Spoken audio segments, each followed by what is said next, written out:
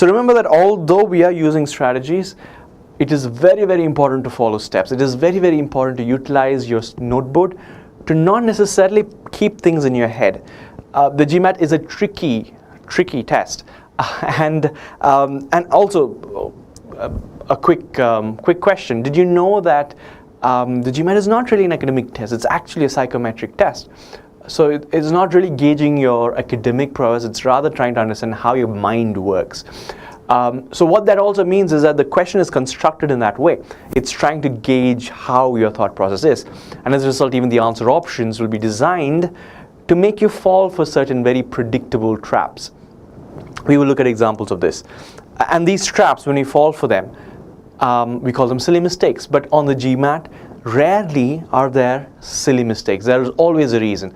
And most probably in mathematics, the reason for that is that we forgot to follow steps. We got very confident and did things in our head.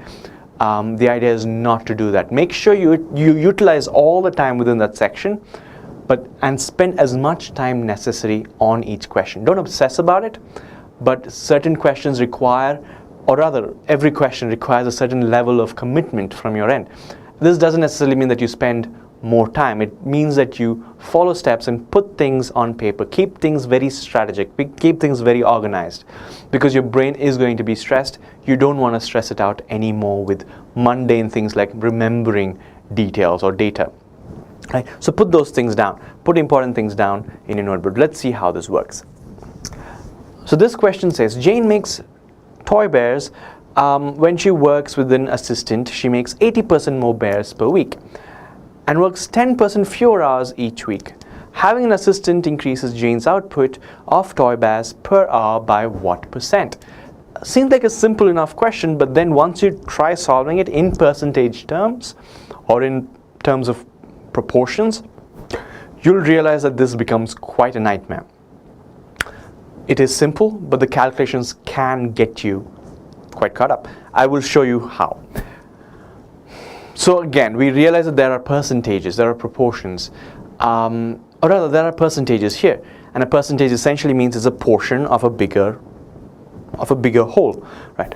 So instead of working in percentages, let's just work with numbers, right? So what do we have here? Let's just first define what the task is. What is it asking for? What do we need to find? So having an assistant increases Jane's output by what percent? That's what it's asking us for. So what we need to do, or rather the question here is, having assistant increases Jane's output or efficiency by what percent? Right? We are looking for the increase, not the whole efficiency itself. So what is our efficiency increasing by? We'll come to this in a bit. So what do we know about Jane? We know that when Jane works with an assistant, she makes 80% more bears per week. 80% of what is now the question. So let's just assume that Jane makes X number of bears. So instead of X, let's give it a number. So Jane, per week, she makes perhaps 100 bears, right?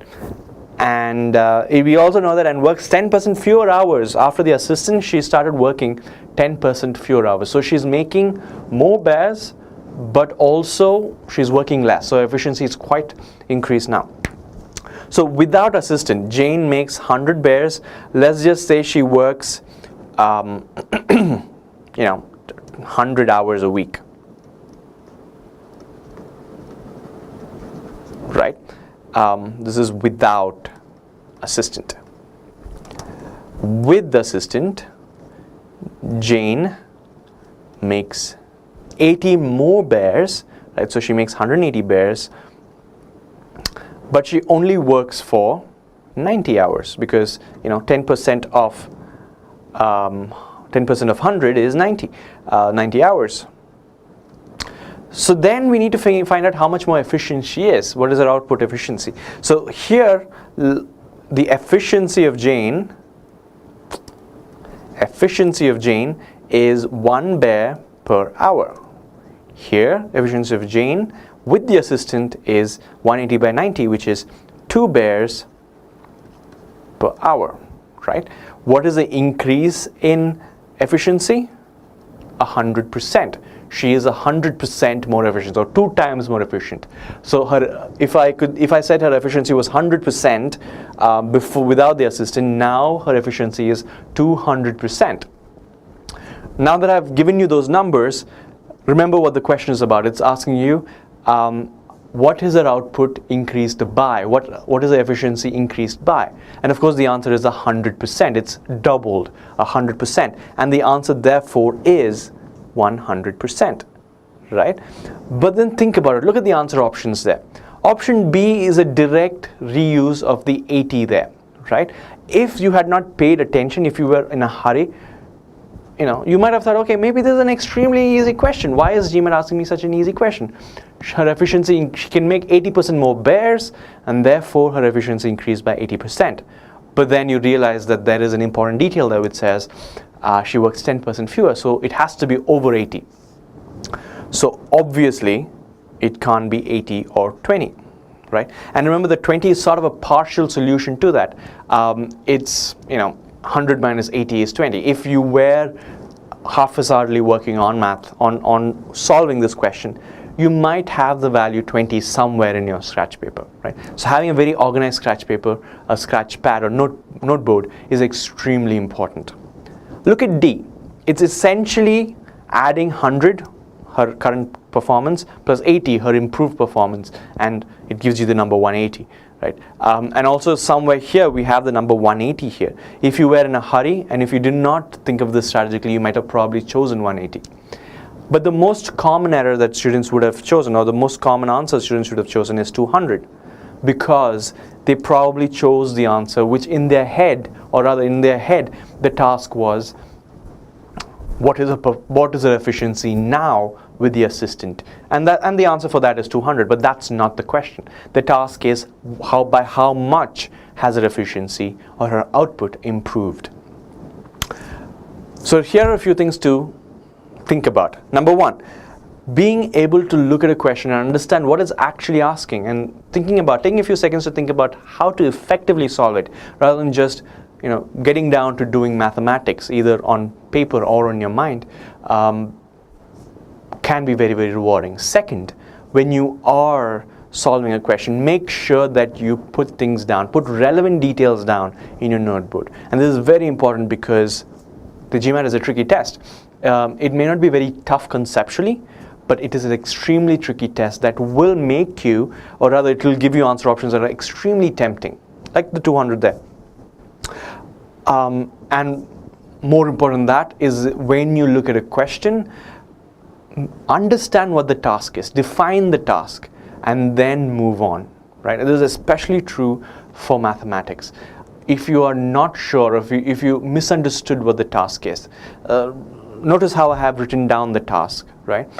Maybe not very legibly to you, but it's there. I know that this is what the task is. I can go back and refer in case I am in doubt. And that makes a lot of difference. This ensures that I do not make any of those silly mistakes. This ensures that I do not make calculation mistakes. And that can change a lot about your GMAT. That could mean the difference between you being stuck at late 30s or 40s in your quant score to being able to score at a 49 or a 50 on the actual day of the test. So the lesson there is, make sure you follow process, follow a very clear method, maintain an organized notebook work. Do not skip steps. It may seem like you're spending too much time, but when you actually try it out on a practice test, you'll realize that you're actually saving a lot of time by avoiding a lot of to and fro, by avoiding a lot of double guessing or second guessing yourself. And also it substantially reduces your mental strain so that you're able to perform consistently throughout the test. And that's very important for a really high score.